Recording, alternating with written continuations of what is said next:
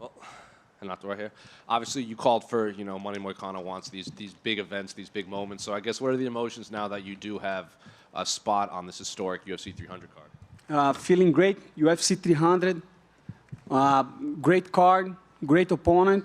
I think it's a good opportunity for me, so I'm just honored to be here. Correct me if I'm wrong, I think you guys were the last fight added to this card. So were you expecting to be on that card, or was it a surprise when they called you? No, it was a surprise. I was expecting to fight in UFC 301 in Brazil, or even on the pay-per-view on London, on Europe. I was expecting that because that would make sense. But guess what? They call me, and I'm here. Is this the better card to be on for you, 300, rather than those two other ones? Definitely is a card that I want to be. Of course, UFC 300, on the prelims, several champions face each other, like Davidson Figueiredo and Cody Garbrandt, and I'm fighting on the same card.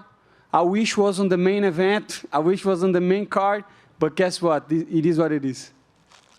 And what do you make of Jalin as an opponent? Because obviously, I think we kind of expected you'd be fighting Patty because you guys were talking back and forth. So when they came with Jalin, what went through your mind?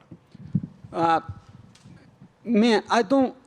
Of course, I wanted Patty because on the paper it was the easiest fight, the easiest fight, and I would get more people know him. So that's what it's about. But at the same time, I don't choose my opponents, and I don't have time to sit and wait, So I'm 34 years old. I have to fight. I have to get money. I want money, UFC 300. Which card would be better to get money? Of course, Dana White gonna raise the bonus, so I want the bonus too. And let's go. I think it's a good fight for me, to be honest. Jalin is tough, but I'm better than him. Did you have to bring anyone to train with, considering how tall he was and how long he is? Yes, I was training with some 170 guys, tall guys, strikers, very hard to take down, and I will be ready. And I know you like to be critical sometimes of certain main events in the Apex and everything, but for this pay-per-view, can I get your thoughts on the main event between Alex and Jamal and the BMF fight between Justin and Max? Man, when they first started to make the card, I was talking a lot of shit about the card, especially because I wanted to see like John Jones, Conor McGregor, but I think Alex Pereira, he's becoming a star in UFC, and I think in the end of the day, the card could not get any better, and especially for Max Holloway, Justin Gaethje, that's going to be a banger, that's going to be an amazing fight, and I'm glad that I will fight and then watch the fights. Actually, last one for me. Obviously, after your fights, you call Moicano wants money. There's a lot of competition for these bonuses on this card. So I guess how do you separate yourself? How do you win on Saturday? To be really completely honest with you, I don't think I'm going to get the bonus. Even if I finish him, we have 13 fights, 12 champions, and it's going to be tough to have a fight better than Max Holloway and Justin Gaethje, or Tsarukian and Charles Oliveira, or Alex Pereira. I think that the card will have a lot of finishes.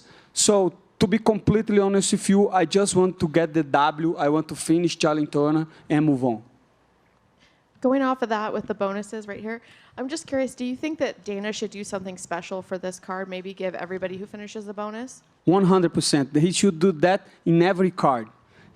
It's hard to get a finish on UFC, and I think if you do, you should get more money. But guess what? I don't make the business. I am just an employee, so whatever they do, I agree with. Back here, Renato. Speaking of money, I know you have your YouTube channel. You have a ton of things going on outside of fighting. You have the Home of Fight podcast now. So I'm curious, what do you think are some of the best side hustles for MMA fighters? I think talk about of MMA is easy because I have been training since I started training jiu-jitsu when I was 10, so I know the sport. I compete professional MMA since 2011, so I have been in the game for a long time. But the problem is some fighters, they are dumb. I don't know if you guys know, but some fighters, and I don't even speak English, but I am trying. But some fighters, they do speak English, but they are dumb, or sometimes they are lazy. But guess what? We don't have much time on this game. 15 years, and I'm glad that you say huge shout out to my channel, Money Moicano channel, and huge shout out to the podcast, Show Me the Money. Me, Gilbert Burns, and Mary, we're doing a great work. So if you guys want to check it out, great podcast. But to answer you, depends on what you like to do. I like to talk shit. I like to, to make some money. So what's better than do a podcast? Hey, Renato, right here. You mentioned your YouTube channel. You've really connected with a lot of fans and become a lot more popular, but I know you've also taken a liking to MMA Guru. How much have you learned from him, and how much has that sort of made up your channel? At the beginning, I didn't know MMA Guru. I wasn't on the Twitch, tried to stream in some games, especially because I got injured. My knee was hurt.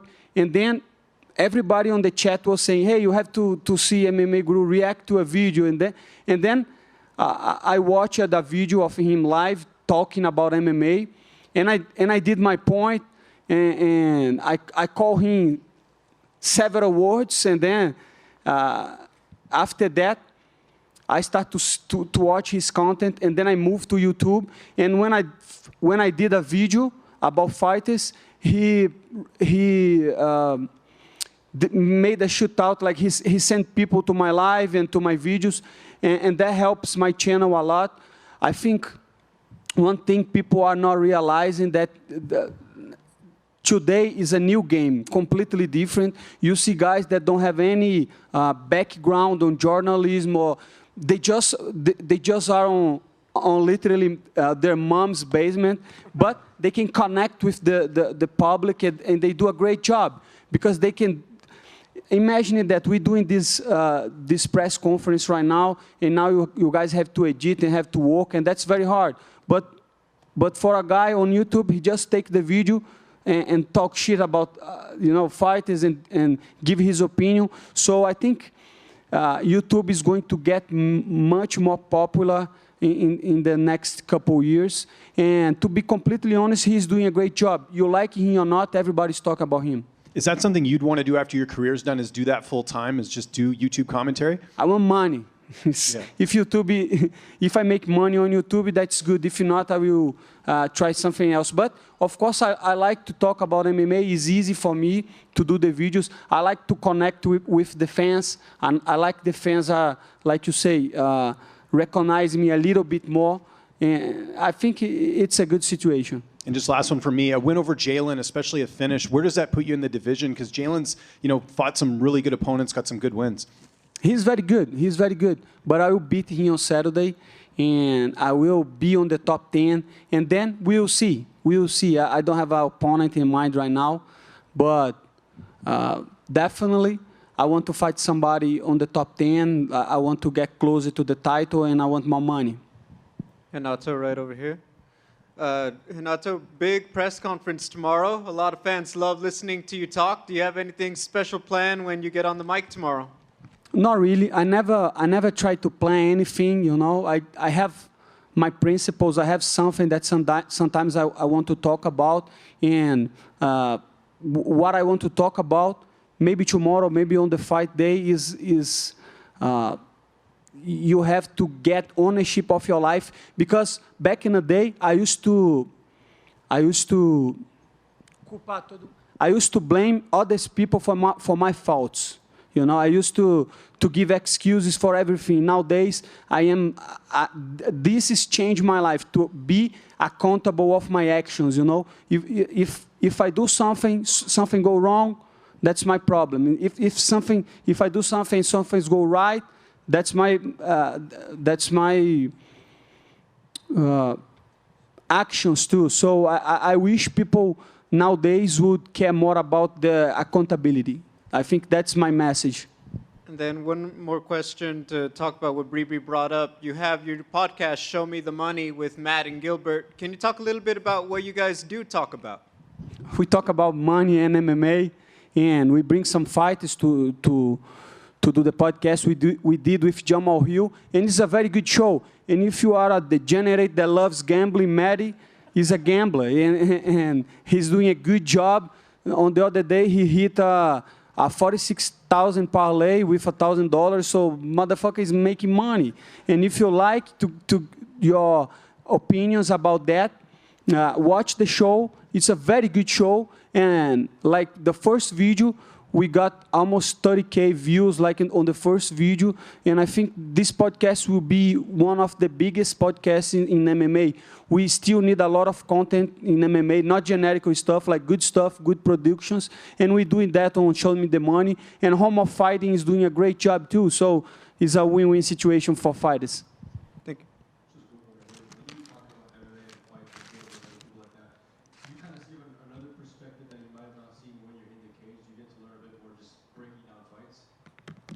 Yeah, it's different because when you're talking about MMA against a guy that doesn't do MMA or the fighter, you can see different opinions, and definitely that changed my mind in couple fights, and especially if you're talking with a guy that like to bet. It's not like a fighter because let's say Armand Sarukian and Charles Oliveira. If I am giving my prediction, I will try to do like on the technical aspect, right? I will say he's good that, he's good here, and I think one or another will win. But when the guy likes to bet, he do like props and finishes on the second round and crazy stuff that I don't like. So just remember, I don't bet. You know, I just go to the podcast and I gave my opinion about fight. Thank you so much.